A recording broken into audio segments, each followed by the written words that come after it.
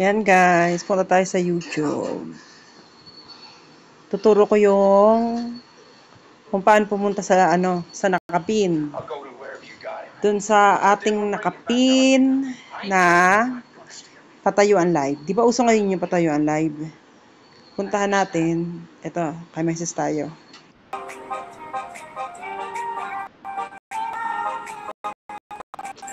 Hinaan natin ang volume.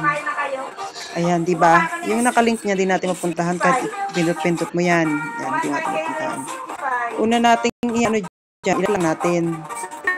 Ayan, nakalike na ako eh. Nag-like na ako kanina. Tapos, ang gagawin natin, di ba na-like na? Punta tayo sa you. Dito sa you, sa ibaba. Tapos, pupunta tayo sa like videos. Dito sa like videos. Ito. Yan. Yan. Tapos, nakita mo ito kay Meses. Ayan. Pupuntahan natin si Aling Marikit. Naka-play si Sikoy. Si Sikoy naka-play. Makikita natin yung nakapin. Nag-blue na siya. Mapupuntahan natin yung nakapin. Pero kanina hindi natin napuntahan. Ngayon napuntahan natin. Ganyan lang yung technique dito sa YT ngayon. Kung paano puntahan yung nakapin. Pag ganitong live yung nakatayo.